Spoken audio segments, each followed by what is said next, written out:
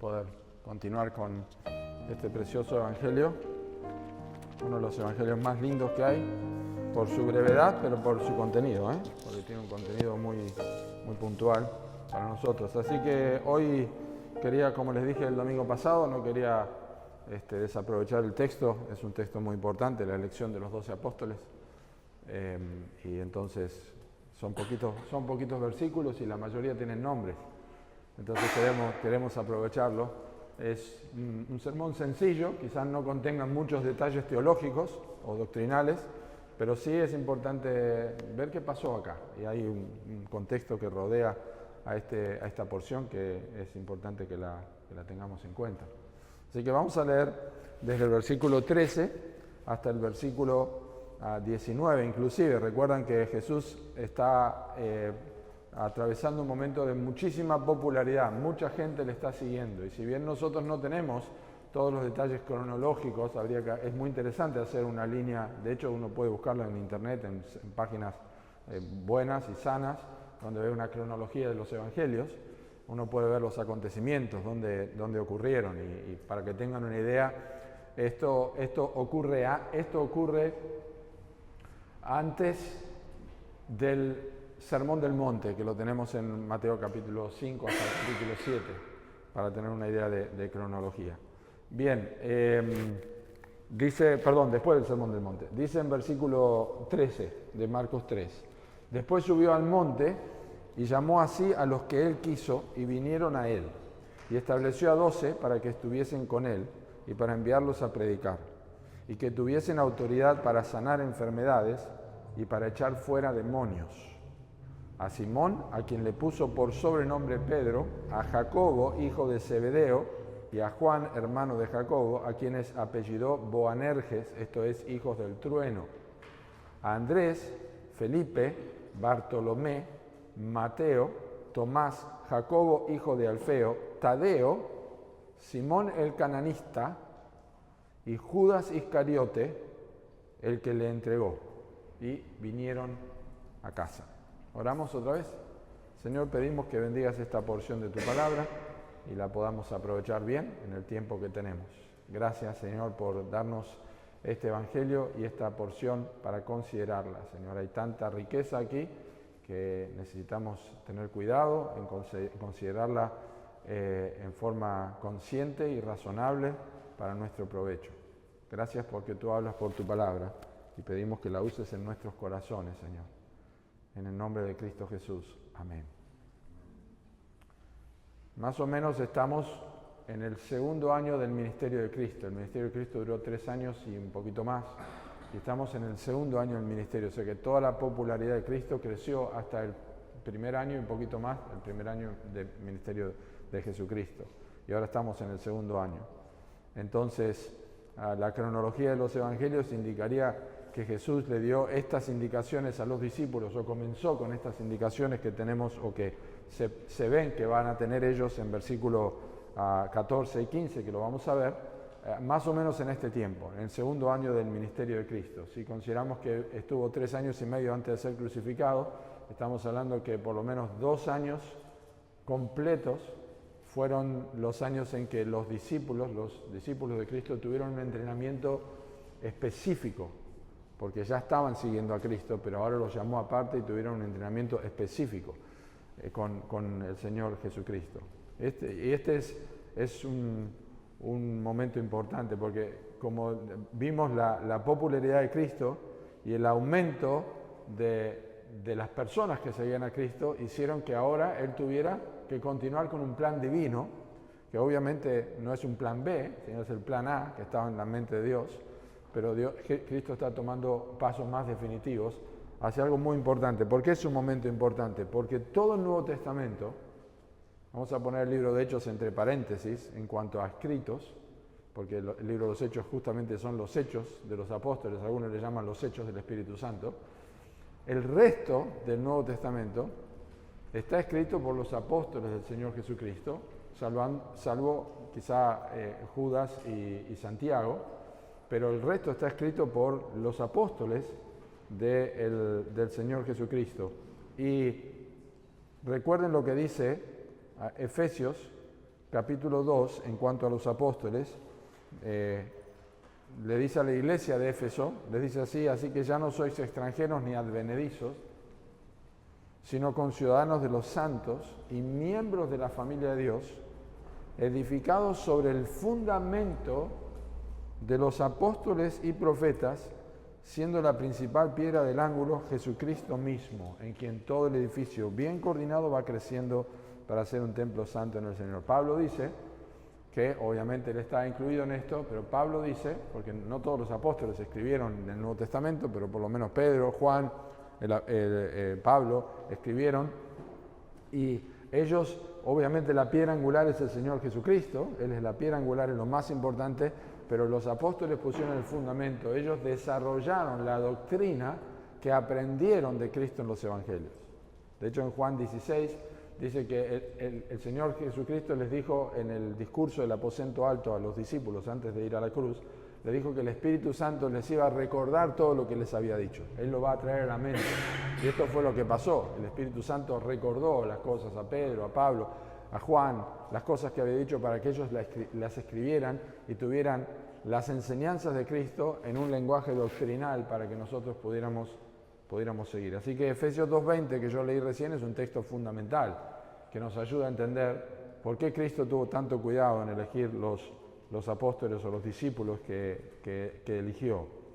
Vamos a ver algunas cosas en esta tarde muy sencillas, y todo tiene que ver con la elección. Como vimos, son los 12 hombres que elegidos por Jesús. Es una elección puntual que hace el Señor Jesucristo. Así que la primera cosa que quiero que notemos es que esta fue una elección trascendental.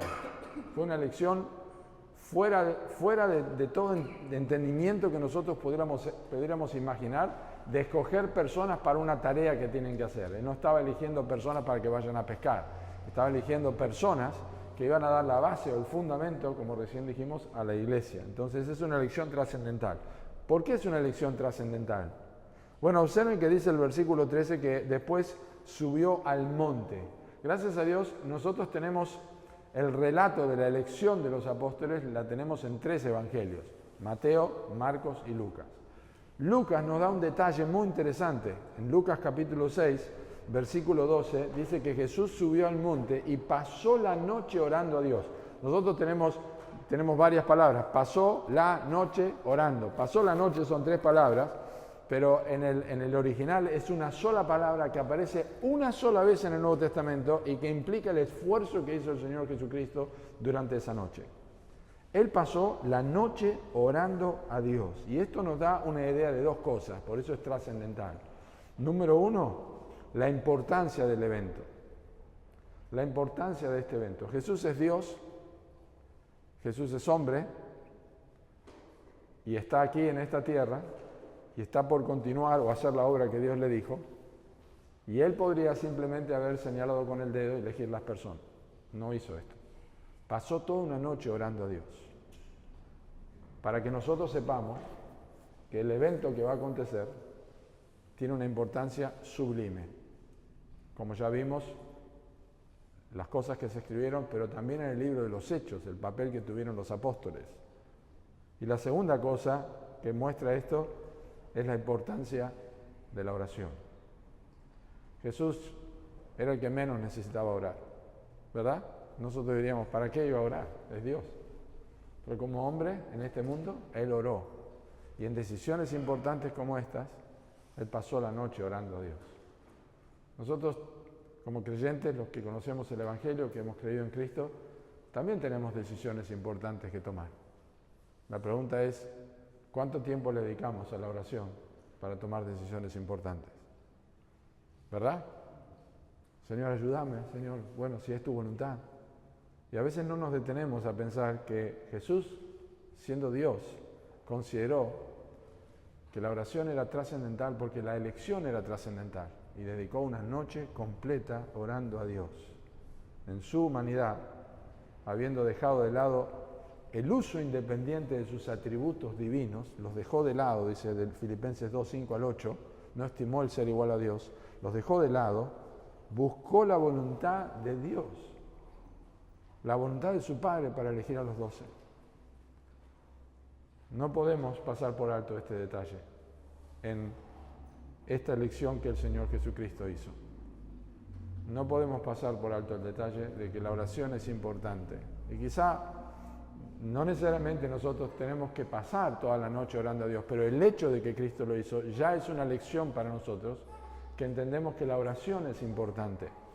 Y aunque no tengamos elecciones o decisiones tan trascendentales como esta, tenemos decisiones trascendentales en nuestra vida y sabemos también que muchas veces las cosas no han sido como quisiéramos, o no han sido de la mejor manera, y tenemos temor de reconocer que quizá es porque no hemos dedicado el tiempo a orar como deberíamos a Dios. Así que aquí tenemos una lección. La primera lección importante es una elección trascendental, y lo vemos que el Señor Jesucristo subió al monte. A mí me gusta lo que hizo Jesús, porque a mí me gusta salir a orar caminando, y obviamente que en la noche de rodillas. Hay muchas oportunidades donde Cristo estuvo en el monte de la Transfiguración, y en el monte de la Transfiguración, y también es un monte donde Él repartió los panes y los peces. En varias oportunidades Jesús estuvo en un monte, pero aquí lo dedicó a orar. Pero también no solamente es una elección trascendental, pero es una elección soberana. Observen cómo sigue el versículo. Después subió al monte y llamó así a los que Él quiso y vinieron a Él. No es una frase menor esta. Ninguno de estos hombres inició la idea de ser elegido por Cristo. De hecho, más adelante en los evangelios nos dice que Jacobo y Juan, los hermanos, le dijeron a Jesús: queremos sentarnos a tu derecha, uno a la derecha y otro a la izquierda. Jesús le dijo: ustedes no saben lo que están pidiendo. O sea, ellos no pueden escoger este tipo de cosas, pero menos ser escogidos para ser apóstoles. Esta elección la hizo el Señor Jesucristo. Y esto es importante porque todo lo que vamos a ver en el futuro de los apóstoles, inclusive en el libro de los Hechos, no se debe a ellos. Se debe a lo que Cristo hizo en ellos. Esto siempre es así. Siempre es así en la vida cristiana también. Cualquier cosa que ocurra en la vida cristiana es, como dice el libro de Filemón, todo el bien que está en vosotros por causa de Cristo. Las buenas obras que Dios preparó de antemano para que anduviésemos en ellas. Así que esta es una elección soberana como respuesta a la oración. Pero si quieren un texto que lo deja bien en claro, es Juan capítulo 15, versículo 16. Es muy precioso este texto, que de alguna forma también lo podemos aplicar a nuestras vidas una vez que conocemos a Cristo y somos salvos. Cristo dice en Juan capítulo 15, versículo 16, le dice a los discípulos: no me elegisteis vosotros a mí, sino que yo os elegí a vosotros. Y os he puesto para que vayáis y llevéis fruto, y vuestro fruto permanezca, para que todo lo que pidiereis al Padre en mi nombre, Él os lo dé. No me elegisteis vosotros a mí, yo os elegí a vosotros. Ese texto arroja mucha luz para que entendamos por qué los discípulos fueron como fueron. Él los llamó así, a los que Él quiso. Es una elección soberana. Oró a Dios, pero Él decidió a quién iba a escoger. Y este es un acontecimiento único, obviamente, en la elección de los discípulos, pero también es una figura de cómo Dios hace las cosas. Pues la Biblia habla mucho de la elección. Por ejemplo, en Efesios capítulo 1 dice a los creyentes que fueron escogidos desde antes de la fundación del mundo. Es un hecho que nosotros no llegamos a captar, pero cuando entendemos el Evangelio, cuando creemos en Cristo y llegamos a ser salvos por la fe en el Señor Jesucristo, hay una figura que me recuerdo, que creo que la usó el pastor Spurgeon, donde alguien pasa caminando por un portal grande que tiene una frase escrita, para que uno pase y dice: a todo aquel que cree. Es lo único que se ve de ese lado, a todo aquel que cree. Así que la persona pasa caminando y de repente a todo aquel que cree. Entonces yo creo, entra adentro y cuando mira para atrás, del otro lado, en el dintel dice: escogido desde antes de la fundación del mundo. No es algo que se puede ver de este lado, pero es algo que se puede contemplar del otro lado. Una vez que uno llega a Cristo, uno se da cuenta, por medio de la Escritura, que no fue un hecho fortuito. Fue un hecho que Dios determinó desde antes de la fundación del mundo. Antes no lo podemos entender y después tampoco lo podemos entender. Pero si no lo creemos, nos quedamos en plena oscuridad. Así que refleja un poco también lo que es la salvación, es el beneplácito de Dios, la voluntad de Dios, como es la salvación. El pecador no escoge, Dios lo escoge a él, aunque las personas digan, yo estaba buscando a Dios y yo buscaba que Dios, en realidad la Biblia dice que Dios nos está buscando a nosotros. Dios es el que pone en nosotros el querer como el hacer, porque es muy claro, la Biblia enseña que el pecador está muerto en delitos y pecados. Un muerto no puede responder a menos que reciba vida de otro lado. Y esa es la vida de Dios. Ezequiel 37 nos dice que Ezequiel es llamado por Dios a profetizar en un valle de huesos muertos. Y Dios le dice a Ezequiel, profetiza, hijo de hombre, profetiza estos huesos. Y profetizó y los huesos se juntaron. Profetiza, hijo de hombre, y los huesos se juntaron y se subieron tendones. Y luego dice, profetiza, espíritu de vida. Y profetizó, y el espíritu vino de parte de Dios, y se pusieron en pie y anduvieron con vida. Eso es una figura de la salvación, es la obra completa de Dios, un principio muy importante. Y en este caso lo es en cuanto al aspecto de hombres que iban a ser encargados de edificar la iglesia de Cristo, ¿no? Que Dios en su soberanía, Cristo a través de la soberanía los escogió. Dios siempre es quien escoge y da líderes a la iglesia. En Hechos capítulo 13, versículos 1 al 4, dice que la iglesia de Antioquía estaban reunidos, los ancianos estaban orando, y el Espíritu Santo dijo a la iglesia, apartadme a Bernabé y a Saulo para la obra a que los he encomendado. Y Hechos 20, 28 dice, mirad por el rebaño que Dios ha puesto por obispos de su iglesia, la cual él ganó por su propia sangre. Dios es quien pone personas, Dios es quien escoge las personas y nosotros no tenemos nada que discutir en cuanto a eso. Es una elección soberana, es una elección trascendental, pero también es una elección soberana. Llamó así a los que él quiso y vinieron a él. No pudieron evitarlo de ninguna manera. La tercera cosa que quiero que noten es que es una elección de intimidad. Porque dice el versículo, y vinieron a él y estableció a 12 para que estuviesen con él. Me encanta esta frase, solamente Marcos la tiene. En los relatos que hay sobre la elección de los apóstoles, solamente Marcos tiene esta frase que llamó a ellos para que estableció a 12 para que estuviesen con él. En un momento vamos a ver por qué 12, o por lo menos tener una idea. Una de las expresiones más hermosas, como dije, que solamente Marcos tiene. Pero yo considero algo que refleja perfectamente esto, y es en qué consiste un discipulado. ¿En qué consiste un discipulado? ¿Qué significa discípulo? La palabra discípulo significa uno que sigue a otro. Eso es lo que significa la palabra discípulo. Porque antiguamente el discipulado, y lo hacían también los griegos, era lo que se llamaba por el peripateo.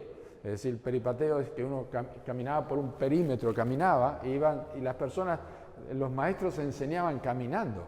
Y esto es lo que hace Jesús también, era una forma típica de enseñar. Seguir al maestro mientras iban charlando, iban hablando, pero ese trato que tenía el maestro con los que le seguían, siguiéndole a otros, era un trato importante porque en ese momento aprendían mientras caminaban y mientras charlaban. Así que Jesús los llama para que estén con él. Y lo que dice esto, porque observen que el texto dice, estableció a 12 para que estuviesen con él, los estableció para eso y para enviarlos a predicar. No es que los envió enseguida, sino que los estableció para que estuviesen con él y en el futuro enviarlos a predicar y que echaran fuera demonios, y lo que dice el versículo 15. Pero la idea es de que él quería pasar tiempo con ellos. Él quería pasar tiempo con ellos. ¿Y por qué quería pasar tiempo con ellos Jesús? Porque Jesús estaba modelando con su vida para ellos. Jesús dijo en una oportunidad, ejemplo les he dado. Pablo dijo, sed imitadores de mí, así como yo de Cristo. Pablo imitó a Cristo, observó a Cristo, aunque no estuvo físicamente con él. Pero los discípulos tenían la posibilidad de observar a Cristo, al pasar tiempo con ellos, y modeló con su vida las enseñanzas, con sus palabras. Si nosotros, cuando vayamos más adelante, encontremos a Jesús hablando con sus discípulos, en algunas oportunidades les va a decir hombres de poca fe, o por qué discuten entre ustedes, o qué es lo que están diciendo. Esas conversaciones que tenían, modelaba la vida de los discípulos. Por ejemplo, cuando les dijo, ¿qué estaban discutiendo en el camino? ¿Quién de ustedes va a ser el mayor? Miren, eso hacen los gobernantes de las naciones, pero entre ustedes no va a ser así, sino que el que quiera ser primero va a ser el último. Él estaba modelando para ellos. Jesús se inclinó a los discípulos y les lavó los pies con una toalla. Él estaba, yo estoy como el que sirve, dijo. Todo este modelo que Cristo estaba dando, estaba formando la vida de los discípulos. Como dije, hay conversaciones y episodios en los evangelios donde hay enseñanzas y lecciones únicas de Jesús en la intimidad con los discípulos. Pero si ellos iban a ser predicadores, primero tenían que ser entrenados. Y para ser entrenados no había forma que no sea de pasar tiempo con Jesús. Pasar tiempo. La formación de una persona a la imagen de Cristo lleva tiempo. Hay que pasar tiempo con Jesús. Pasar tiempo con Jesús es lo primero que va a impactar en la vida de una persona. Cuando una persona se convierte, comienza a pasar tiempo con Jesús. ¿Saben cómo? Empieza a leer su Biblia. Empieza a leer la Biblia, y pasar tiempo con Jesús no es solamente leer los evangelios, es pasar tiempo con las Escrituras. Y empieza a conocer a Dios y pasa tiempo leyendo, y su vida comienza a ser transformada y comienza a ver el modelo de la vida que Dios quiere a través de la lectura de la palabra de Dios.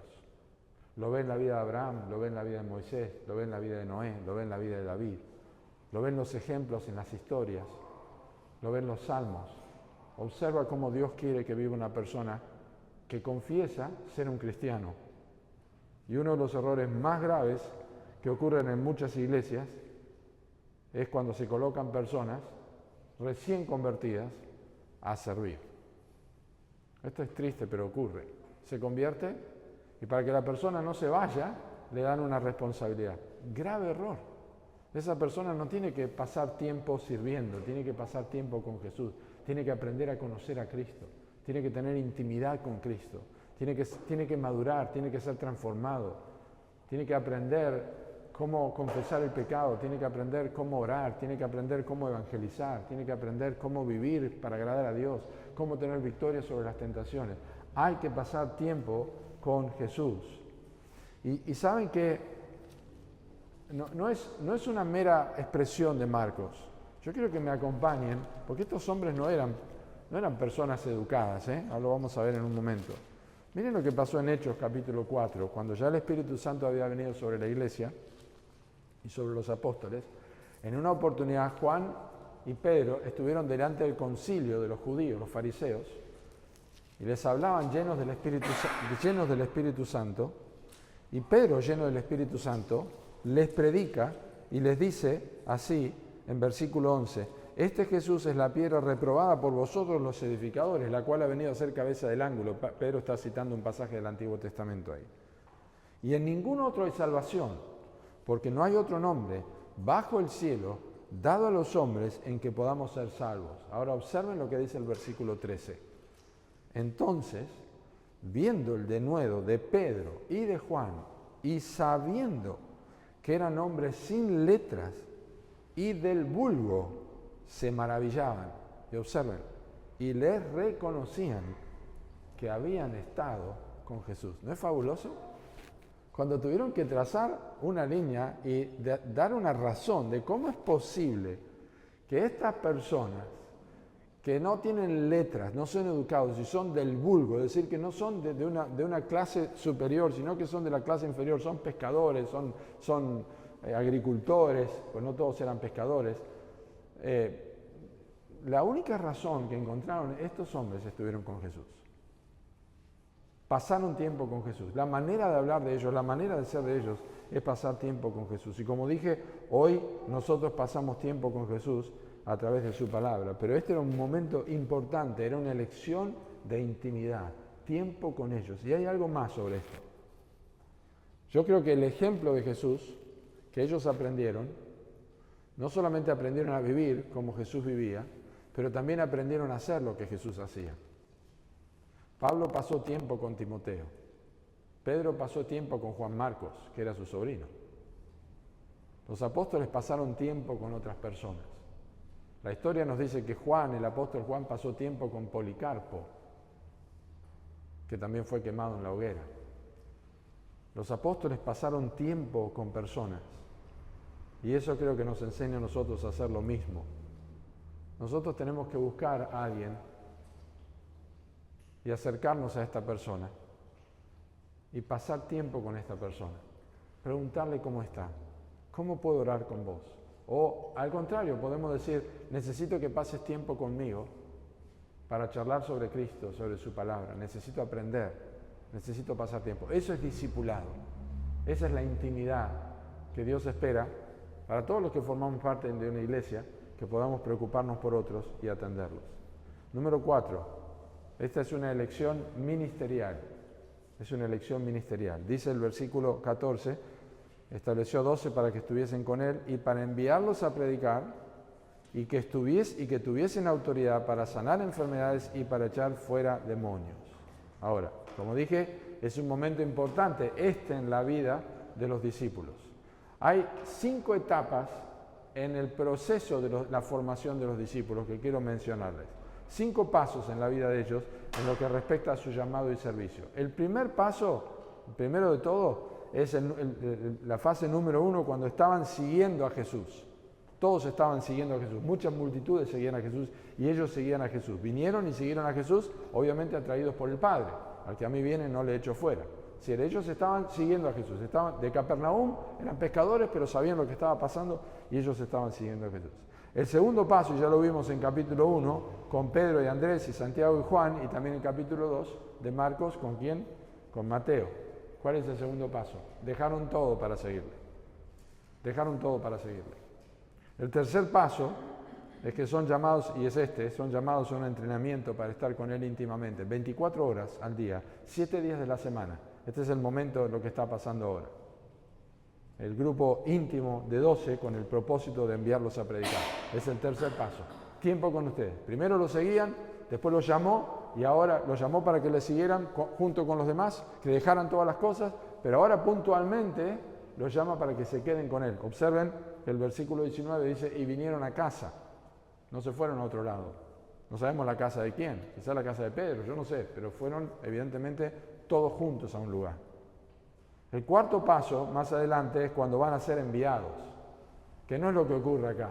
Aquí está adelantando que los llamó para que estuviesen con Él y luego los va a enviar a predicar y a sanar enfermedades y echar fuera demonios. Así que el cuarto paso, más adelante van a ser enviados por primera vez a predicar y van a tener como su especie de inauguración, una oportunidad de predicar. Sería el cuarto paso, cuando finalmente estén listos para intentarlo. Y tenemos relatos. En el Evangelio de Lucas nos dice que ellos volvieron y dijeron, wow, los espíritus se nos sujetan, y veíamos al Satanás caer del cielo como un rayo. Cuando Jesús les dice, no tomen 2 alforjas y no entren en ciudades samaritanos, y si alguno nos recibe, sacudan el polvo de sus pies. Ese es el momento, es como una prueba, como los envía a los estudiantes a predicar. Y el quinto paso es cuando ellos reciben la gran comisión, que eso lo tenemos en Mateo 28 y por supuesto en Hechos capítulo 1. Mateo 28, ir por todo el mundo y predicar, Marcos 16, Mateo 28, ir por todo el mundo y predicar el Evangelio, y también en Hechos 1:8, me seréis testigos en toda Jerusalén, en Judea, en Samaria, más lejos, y hasta lo último de la tierra. Ese es el quinto paso en el ministerio. Así que estamos hablando de una elección ministerial, hay un proceso de ello, pero fue avanzando. Entonces, ahora estamos en el paso 3. El tiempo que pasaban con Jesús tenía un propósito ministerial. Les voy a enseñar cómo predicar. Yo les voy a dar poder sobre enfermedades. Yo les voy a dar poder para echar fuera demonios. ¿Por qué? Porque a estos 12 el Señor les daría a ellos y no al resto la oportunidad de echar fuera demonios y sanar enfermedades. Bueno, primero eran discípulos, uno que sigue a otro, pero después fueron llamados como apóstoles. Los apóstoles, la palabra apóstol es la palabra apostelo en griego, es muy interesante esto, apostelo significa enviado o representante. Yo me acuerdo en el año 2019 que cuando viajamos a Israel con mi hermano, pasamos por Atenas también, Y una mañana yo salí a caminar. Me gustaba salir a caminar, salía a caminar y orar. Y de repente vi lo que era, porque yo no sé hablar griego ni entiendo, pero no estaba con letras griegas, sino con letras que nosotros usamos en nuestro abecedario, que no me acuerdo cómo se llama ahora, gregoriano, no sé cómo es, pero en nuestro abecedario. Y era un lugar de venta de autos. Y arriba decía Apostelo Ford, o Apostelo Chevrolet, o Apostelo, y yo digo, wow. Y lo que estaba diciendo es que era representante de Ford o representante de Chevrolet, pero decía Apostelo. Y eso fue interesante entender que lo que está diciendo es un representante. Nosotros sabemos lo que es en una venta de autos o en una, no me acuerdo cómo se llama ahora, una concesionaria, quién es representante de Toyota o representante de otro, y decimos es el representante, es el apostelo. Así que ellos eran representantes de Cristo. Cuando uno es representante de otra cosa, tiene que representar a alguien. Y tiene que tener la autoridad de alguien. Y tiene que demostrar que es representante. Tiene que tener credenciales para eso.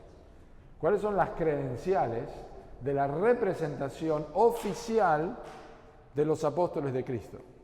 ¿Quién sanaba enfermedades y echaba fuera demonios? Cristo. Jamás se ha visto una cosa como esta. Estaban todos sorprendidos. ¿Qué hicieron los apóstoles? Echaron fuera demonios y sanaron muchas enfermedades. Y el apóstol Pablo, cuando les escribe a los Corintios, la segunda carta que les escribe, donde él está en parte defendiendo su ministerio, porque les estaban haciendo creer a los Corintios que el apóstol Pablo no era un apóstol, él les dice a los Corintios estas palabras, recordándoles su ministerio. Les dice así: me he hecho un necio al gloriarme, vosotros me obligasteis a ello, pues yo debía ser alabado por vosotros, porque en nada he sido menos que aquellos grandes apóstoles, aunque nada soy. Yo no me mando la parte, pero la verdad es que tengo que defender mi ministerio, porque él los había guiado a Cristo. Y dice, con todo, las señales de apóstol han sido hechas entre vosotros en toda paciencia, por señales, prodigios y milagros. Es muy importante este momento donde Cristo pasa tiempo con ellos porque los hará sus representantes.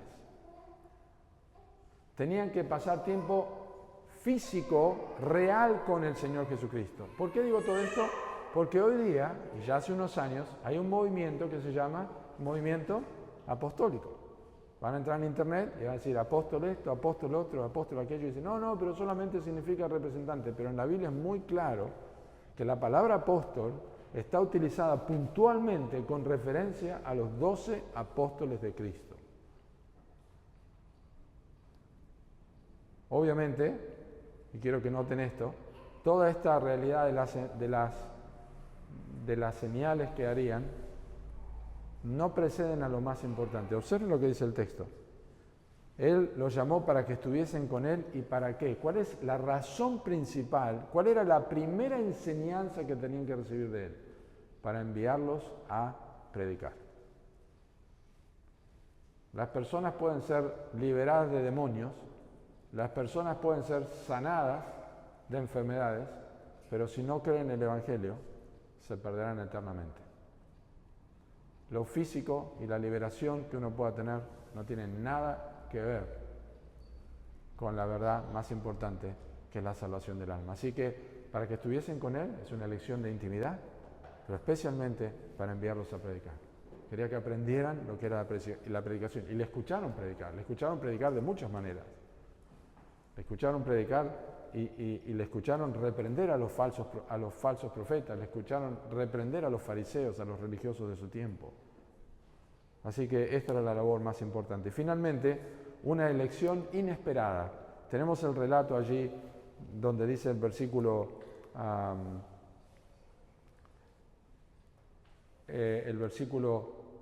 14, estableció 12 para que estuviesen con él, para echar fuera demonios, y dice a Simón, a quien puso por sobrenombre Pedro, versículo 17, a Jacobo, hijo de Zebedeo, etcétera, etcétera, designó pues a los 12.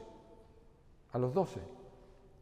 Bien, esta es la última parte y creo que es muy interesante observarlo porque son nombres, no vamos a ir a través de todos los nombres, sería muy interesante hacer un estudio de los nombres dentro de la información que tenemos en el Nuevo Testamento. Pero las listas de los nombres de los apóstoles en el Nuevo Testamento son 4. Mateo, Marcos, Lucas y Hechos capítulo 1. Ahí están las listas de los apóstoles. Todas mencionan los mismos nombres. No hay discrepancia. Hay algunas diferencias en los nombres, en las listas, pero esto no es contraproducente. Todas mencionan los mismos nombres. Y los que encabezan las listas siempre son los mismos. Hay 3 grupos de 4 hombres. Ustedes hacen 1, 2, 3, 4, 5, 6, 7, 8, 9, 10, 11, 12. Van a ver que el primero, el quinto y el octavo siempre son los mismos en las listas. Siempre son los mismos. Son 3 grupos de 4 hombres cada una. Y el principal en todas las listas es Pedro. Y el último en todas las listas es Judas Iscariote, por el que le entregó, por razones obvias, ¿no? Y las listas también son muy personales, especialmente aquí en Marcos, porque menciona que tienen sobrenombres. A Simón, a quien puso por sobrenombre Pedro. ¿Qué son los sobrenombres? ¿Cómo usamos nosotros los sobrenombres? Todos tenemos sobrenombre. El que no es narigón es cabezón, el que no es cabezón es petizo, el que no es petizo es alto, el que no es alto tiene pie grande, ¿no? Todos tienen, algunos tienen sobrenombre. Algunos le ponen sobrenombre a otra cosa, pero generalmente cuando a alguien le ponen sobrenombre es con una actitud cariñosa.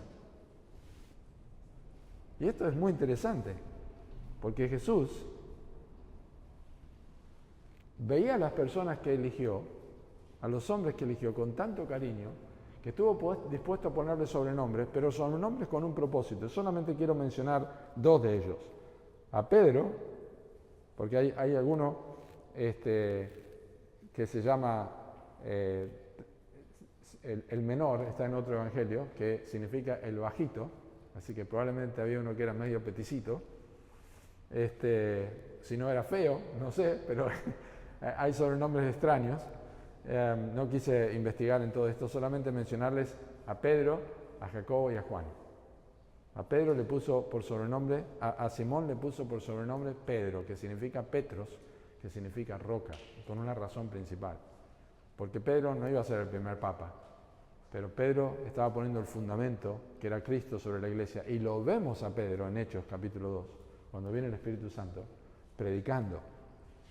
El hombre estaba predicando a multitudes, estableciendo la roca que era el Señor Jesucristo. Y luego Jacobo y Juan, dice allí que los apellidó Boanerges, esto es, hijos del trueno. Hay un relato donde Jesús es rechazado por samaritanos y vienen Jacobo y Juan y le dicen, Señor, ¿querés que mandemos a pedir fuego del cielo para que los mate a todos? Y Jesús le dijo, ustedes no saben de qué espíritu son. El Hijo del Hombre no vino para perder las personas, sino para ganarlas. Boanerges, hijo del trueno. Pero ¿saben lo interesante de esto? Juan es el apóstol conocido por haber escrito más sobre el amor. Primera de Juan está lleno del amor. Juan tiene el texto que dice, de tal manera amó Dios al mundo. Nos habla mucho del amor el Evangelio de Juan. Y Jacobo fue el primer mártir. Se quedó calladito la boca y Herodes lo mató. Estos 2 hombres eran hijos del trueno, pero cuando fueron formados por Cristo, cuando pasaron tiempo con Jesús, su temperamento, sus vidas fueron transformadas de tal forma que a pesar de que eran hijos del trueno, eran hombres en los que Jesús se veía. Y eso es lo que Cristo quiere hacer con nosotros también. Y otra cuestión más, ¿por qué 12? ¿Por qué 12 apóstoles? No es un número al azar, porque en Hechos capítulo 1, cuando Judas ya se había suicidado, Pedro dice, nosotros tenemos que, está en la Escritura, que otro tiene que tomar su oficio. Y tenían que escoger a alguien que hubiera estado con Cristo, que lo hubiera visto, que hubiera participado con él, que hubiera comido, que hubiera estado con ellos, que lo hubiera visto físicamente. Y bueno, se echan suertes allí como era el Antiguo Testamento, confiaban en que el Dios guiaba a través de eso y escogen a Matías. El apóstol duodécimo, el que toma el lugar de Judas, es Matías, no es el apóstol Pablo, es Matías. Pablo es un abortivo, dice en 1 Corintios 15. Es un apóstol, pero es un abortivo, no está dentro del número de los 12. ¿Pero por qué 12? Bueno, es un aspecto importante esto, y puede haber diferencias y alguien puede ver otras cosas, pero creo que acá hay algo importante. Una de las cosas que vimos es que Jesús vino a condenar la religión de Israel. Jesús condenó la religión de Israel. Los religiosos de su tiempo, ¿se acuerdan que cuando estuvo en la sinagoga, la gente se admiraba porque les hablaba con autoridad y no como los escribas, que ellos copiaban y hablaban todo lo que había dicho otro, pero Jesús abría las escrituras con autoridad.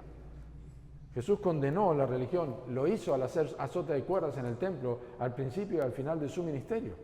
Generación de víboras, le dijo a ellos. Y puso en evidencia la aparición de Cristo, puso en evidencia el rechazo de Israel del Mesías que iba a venir. Lo tenemos en el próximo texto que vamos a ver el domingo que viene. Atribuyeron a Cristo, a la obra del Espíritu Santo, se la atribuyeron a Satanás. Rechazaron al Mesías. Lo rechazaron completamente. Es la blasfemia contra el Espíritu Santo. Y es notable eso en la sección de versículos 20 al 29.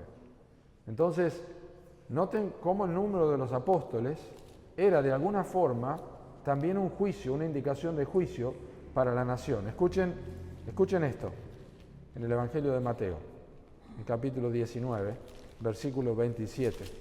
Jesús está hablando con los discípulos, le están preguntando, nosotros lo hemos dejado todo y te hemos seguido. Y Jesús les dice así, Pedro dice, nosotros lo hemos dejado todo y te hemos seguido, ¿qué pues tendremos en el futuro? Jesús les dijo, de cierto os digo que en la regeneración, cuando el Hijo del Hombre se siente en el trono de su gloria, vosotros que me habéis seguido, también os sentaréis sobre 12 tronos para juzgar a las 12 tribus de Israel. Y cualquiera que haya dejado o casas, o hermanos, o hermanas, o padre, o madre, o hijos, o hijas, o tierras, por mi nombre recibirá 100 veces más y heredará la vida eterna. Escuchen lo que dice en el Evangelio de Lucas, en el capítulo 22, versículo 29. Dice así, yo pues, le dice a los discípulos, yo pues os asigno un reino, como mi Padre me lo asignó a mí, para que comáis y bebáis a mi mesa en mi reino, y os sentéis en tronos, juzgando a las 12 tribus de Israel. Yo no sé cómo va a ser esto, pero esto es lo que está diciendo aquí el Señor Jesucristo. Y por último tenemos el relato en el libro de Apocalipsis, en el capítulo 21, cuando Juan ve la Nueva Jerusalén, dice que el cimiento de la ciudad tenía los nombres de los 12 apóstoles. Algo hay con relación a Israel. ¿Por qué 12? Bueno, ellos constituyen el nuevo liderazgo espiritual de Israel. Cristo está diciendo, basta de lo antiguo. Se envía un mensaje inconfundible a los líderes de Israel que no están calificados, que están excluidos, un mensaje claro a la nación de que el liderazgo corrupto al que han estado sometidos es rechazado por Dios, es juzgado y condenado por Dios. Y finalmente entonces, ¿por qué lo llamo una elección inesperada? ¿Por qué lo llamo esto en Marcos 3 una elección inesperada? Lo llamo así porque ninguno de estos hombres hubiera calificado, nosotros jamás hubiéramos señalado a estos hombres para ser apóstoles de Cristo, pescadores, hombres que habían estado sirviendo a los romanos.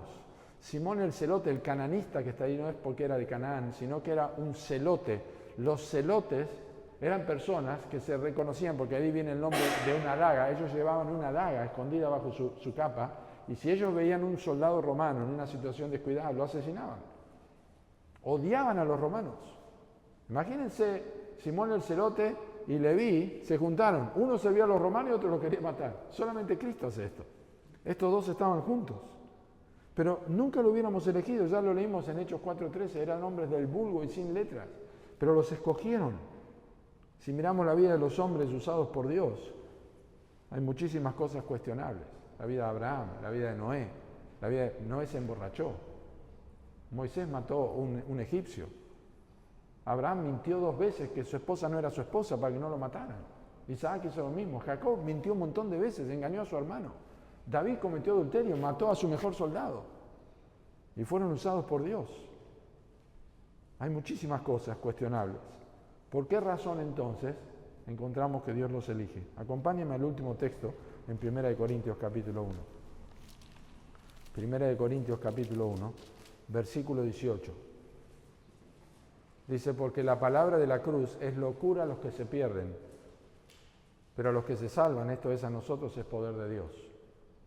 Pues está escrito, escuchen, y está citando de Isaías 29, destruiré la sabiduría de los sabios y desecharé el entendimiento de los entendidos. Dice, ¿dónde está el sabio? ¿Dónde está el escriba? ¿Dónde está el disputador de este siglo? ¿No ha enloquecido Dios la sabiduría del mundo? La sabiduría del mundo es, no lo escojas a Pedro, escogelo a este que está cerca del palacio. No lo escojas a Jacobo, que es a Jacobo y a Juan, que son pescadores. Escogelo a fulano, a mengano, que están ocupados sirviendo a los romanos o están en un estatus diferente. Dios ha enloquecido la sabiduría del mundo. Versículo 21, pues ya que en la sabiduría de Dios el mundo no conoció a Dios, mediante la sabiduría agradó a Dios salvar a los creyentes por la locura de la predicación. Los judíos piden señales, los griegos piden sabiduría, pero nosotros, dice, predicamos a Cristo crucificado. Para los judíos ciertamente tropezadero y para los gentiles locura. Está diciendo, incluso es una locura que a través del mensaje de Dios crucificado en la persona de su Hijo, crucificado en la cruz, derramando sangre, que eso sea la forma en que el ser humano puede ser perdonado y salvado. Es una locura. ¿Por qué no predicar mejor que nosotros tenemos que hacer buenas obras, que nosotros tenemos que portarnos bien, que nosotros tenemos que adorar a Dios, que tenemos que hacer lo mejor posible, que tenemos que vivir una vida intachable y de esa forma Dios va a observar nuestros méritos y nos va a salvar? No, predicamos un Salvador ensangrentado, crucificado. Es una locura decirle a la gente que Dios ha muerto en una cruz. Pero dice el texto, porque lo insensato, versículo 24, porque más a los llamados, así judíos como griegos, Cristo, poder de Dios y sabiduría de Dios. Y ahora escuchen, porque lo insensato de Dios es más sabio que los hombres, y lo débil de Dios es más fuerte que los hombres. Y aquí le dice Pablo a ellos, está hablando de lo que Dios ha hecho, pero ahora le dice a los corintios y nos dice a nosotros, pues mirad, hermanos, vuestra vocación, pues no sois muchos sabios según la carne, ni muchos poderosos, ni muchos nobles, sino que lo necio del mundo escogió Dios para avergonzar a los sabios, y lo débil del mundo escogió Dios para avergonzar a lo fuerte, y lo vil del mundo y lo menospreciado escogió Dios, y lo que no es, para deshacer lo que es, y dice, a fin de que nadie se jacte en su presencia. Mas por él estáis vosotros, en Cristo Jesús, el cual nos ha sido hecho por Dios sabiduría, justificación, santificación y redención, para que, como está escrito, el que se gloríe en el Señor. Yo les digo la verdad, en forma personal, no hay ningún pastor que ame a Dios y ame a la iglesia que va a decir otra cosa que no sea esta. Yo no tendría que estar acá. Yo no tendría que estar acá. Pero cualquier creyente que ama a Dios y ha sido salvado puede decir, yo no merecía ser salvo. Los corintios, cuando Pablo les dice, no sois sabios según la carne, ni muchos nobles, ni muchos poderosos, son las mismas personas a las que Pablo les escribe más adelante y les dice, ¿no sabéis que los injustos no heredarán el reino de Dios?